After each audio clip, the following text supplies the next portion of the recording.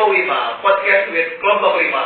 Nah, sekarang kita kedatangan narasumber yaitu Ketua Himpunan dari jurusan Agribisnis, yaitu Bang Muaz.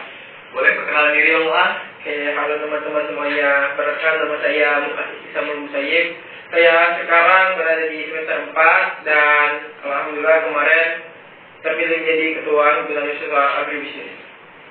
Nah, pada kali ini kita akan membahas tentang bagaimana menjadi seorang pemimpin yang baik.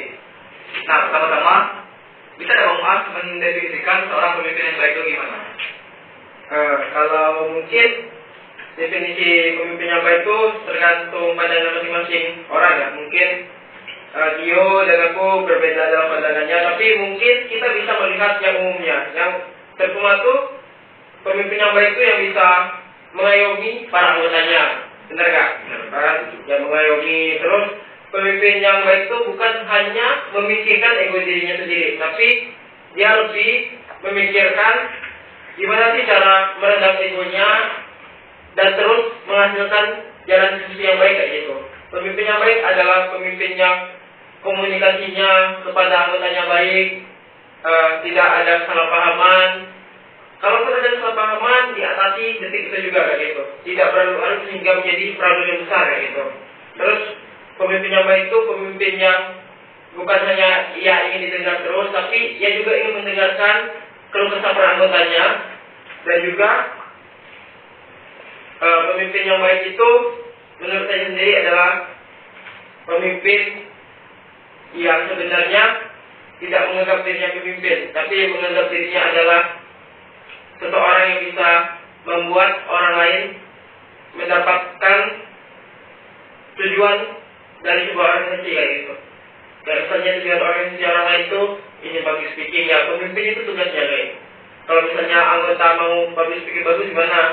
Oh bikin kayak gini, latihannya kayak gini misalnya. Mungkin sebuah forum, ayo dong yang bicara kayak gitu, diajari kayak gitu. Seperti mungkin ini kan banyak orang kalau komunikasi itu susah mengeluarkan pendapat kayak gitu. Nah, pemimpin yang baik itu yang bisa membuat mereka itu berpendapat kayak gitu, benar, berpendapat, dan juga membuat teman-teman itu mengikuti arahan pemimpin itu tadi yang baiknya. Kalau arahan jelek jangan diikuti kayak gitu kan. Nah, jadi mungkin kalau dari aku sendiri itu pemimpin yang baik dalam artian kata dia jadi pemimpin untuk orang banyak, bukan untuk ambisinya ya. Kalau untuk ambisi kan beda lagi kayak gitu. Untuk ambisi ya, kalau misal pemimpin yang baik menurut bahwa dia ambisi itu mungkin dia harus membuat orang-orang tuh mengintervensi orang tuh bagus kayak gitu, sehingga orang-orang tuh mengikuti apa kemauannya dan tujuannya tercapai kayak gitu untuk organisasi kayak gitu. Mungkin kurang lebihnya menurut pandangan aku sendiri Tio. Oke, selanjutnya menurut Bang Muaz, bagaimana seorang pemimpin membangun kepercayaan kepada anggotanya, anggota organisasi Bang? Kalau membangun kepercayaan dalam aspek apapun, ya dalam aspek apapun itu. Nah mungkin kalau dari segi kepercayaan sih, kalau kurang lebihnya gimana ya menjelaskannya, enggak rumit kan? Karena kepercayaan ini beda. Ya. Kepercayaan dalam segi uang kayak itu, kepercayaan pengelola uang, kepercayaan, mungkin kepercayaan bisa nggak pemimpin ini membawa kami benar kayak meraih tujuan berarti ya. Nah, ya gimana sih pendekatan loh. Kita tuh di organisasi itu awalnya nggak saling kenal pada itu. Kalau kita nggak saling kenal sama orang asing, tentunya kita was-was dengan orang asing itu sendiri. Tapi kalau misalnya kita udah berteman setahun 2 tahun, kalau kita punya teman kan, nah udah tuh. Misalnya kita punya cerita, kita ceritain terus kan, kita ngerasa dia bisa megang rahasia, walaupun itu juga resikonya tinggi ya gitu. Nah sama mungkin pendekatannya, tapi ke arah pendekatan, karena kalau kita tidak menjalin sebuah hubungan ya maksudnya bukan hubungan kayak hubungan feel antara anggota dan ketua kayak itu, nggak bisa membangun kepercayaan. Kepercayaan itu dibangun dari segi hubungan tadi, pendekatan, cara kita mendekatan, terus dari segi tingkah laku kita. Kalau misalnya Tio sendiri misalnya udah tahu nih Tio kayak guru-guru kayak gitu, misalnya hobi, misalnya Tio nggak rapat, belanya sakit, ataunya ketemu di jalan kayak gitu kan, itu kan karena berbohong tingkah laku gitu, nggak bisa lagi percaya. Tapi kalau misalnya kita baik kayak gitu, orang masih percaya, walaupun mungkin kita juga harus berhati-hati kayak gitu. Tapi kalau segi tujuan sih, kalau tujuan untuk orang suci, menurut aku sih kalau kepercayaan itu lebih bangun dari visi misi ketua itu sendiri kayak gitu. Kita meyakinkan orang juga dari segi kita harus memberi ide dan gagasan yang bagus dong, biar orang percaya kayak gitu. Contoh kemarin mungkin bisa diambil presiden. Orang milih presiden tuh percaya bahwa dia akan memberi perubahan, benar gak? Nah, jadi gimana sih presiden bisa membuat orang percaya? Ya dari gagasan dia, gagasan visi misinya, terus proker-proker dia yang mau dijalanin. Nah, tapi itu aja pun masih enggak, masih nggak bisa dipercaya, nggak ya, benar nggak? Ya, presiden sekarang saja contohnya kayak gitu kan. Orang kan percaya bahwa dia gini-gini, ternyata malahan sebaliknya kayak gitu. Nah, kalau dari segi ketua, tapi yang lebih utama sih komunikasi kepada anggota. Kalau lima komunikasi kepada anggota, terus ketua itu jadi patokan utama lah. Ketua itu harus jadi contoh yang baik supaya orang itu percaya ini memang dari ketua gitu. Kalau ketuanya misalnya tingkahnya gimana, orang nggak percaya lagi, walaupun sebenarnya tingkah laku itu tidak mempengaruhi kinerja dia kayak gitu. Tapi kan beda orang, beda pandangan kayak gitu. Mungkin ya sekilas kayak gitulah yuk. Mungkin tantangan terbesar, tantangan terbesar abang menjadi kasir selama di IMA. Tantangan terbesar. Oke. Yang pertama, mungkin baru kali ini ada yang nyata tantangan terbesar dan baru memikirkan juga ego sendiri. Pertama, nah itu kita raih. Yang pertama tuh peringkat satunya ego sendiri. Ego sendiri karena sebelum jadi kahim, bisa somebody lah kayak gitu.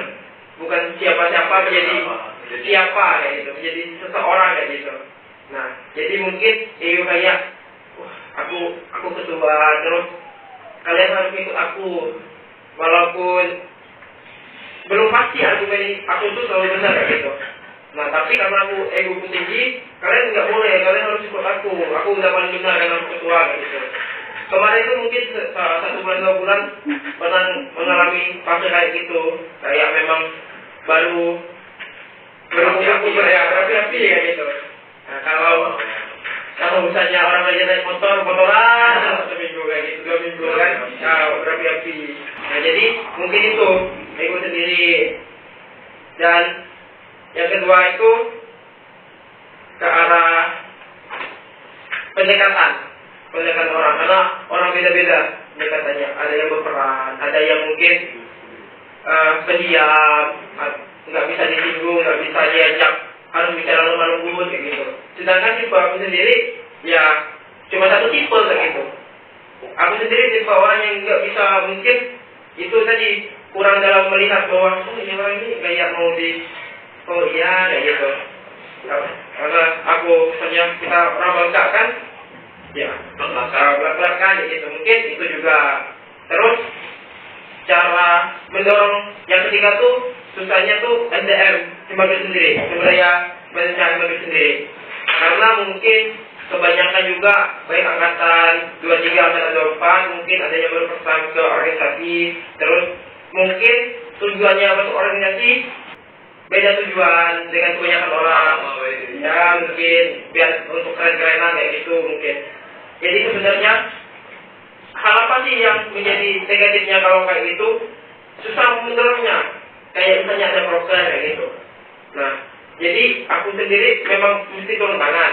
Tapi kalau aku turun tangan terus, gimana mereka mau maju dengan cara mereka sendiri kayak gitu. Nah, bergantung pada iya kayak gitu. Seringnya kayak gitu tantangan terbesarnya. Masih menjadi PR, gimana sih cara mendorong mereka ini supaya mau aja kayak gitu. Dalam segi mungkin sederhana, kalau kita ajak diskusi, mau berpendapat kayak gitu. Sederhananya kayak gitu. Itu tantangan terbesar itu banget. Misalnya perlombaan aja kayak gitu. Perlombaan yang notabene misalnya dibayar di maghrib, terus kamu tinggal ikut aja, kita latihan sama-sama. Kalau nggak tahu kita belajar sama-sama kayak gitu. Nggak mungkin kami ninggalin kamu sendiri kayak gitu. Nah, dari segi itu aja nemuin orang untuk calon peserta lomba itu susah, kayak nggak mungkin kan cuma satu orang terus kayak gitu, nggak mungkin cuma yang kelihatannya satu orang dua orang kayak gitu. Biarpun mereka nggak kelihatan menonjol, tapi mereka tuh kadang tuh di dalam sebuah event ataupun waktu-waktu tertentu tuh harus kelihatan kayak gitu. Apalagi di divisinya sendiri kayak gitu. Apalagi saat memaparkan ke divisi lain kan, yang maksudnya nggak tahu gimana dapur divisi itu sendiri kayak gitu teman-teman. Nah mungkin yang keempat apa lagi? Nggak ada sih. Mungkin lebih ke arah teman-teman sendiri kayak gitu. Teman-teman tuh kayak aku punya teman sama angkatan untuk di Madrid kayak gitu. Nah tantangan juga tuh. Karena mereka menganggap aku teman mereka tidak profesional. Nah tidak profesional. Ya rendah nilai respeknya kayak gitu. Mungkin kalau sekarang itu aja kayaknya. Itu sudah cukup banyak tantangannya kayak gitu. Nah itu guys dari Bang Muaz sendiri bagaimana menjadi seorang pemimpin yang baik. Mungkin podcast kita cukup sampai sini aja, bisa dilanjutkan lain nanti. Terima kasih Bang Muaz sudah menghadiri podcast ini. Kami Kawima pamit undur diri. Dadah.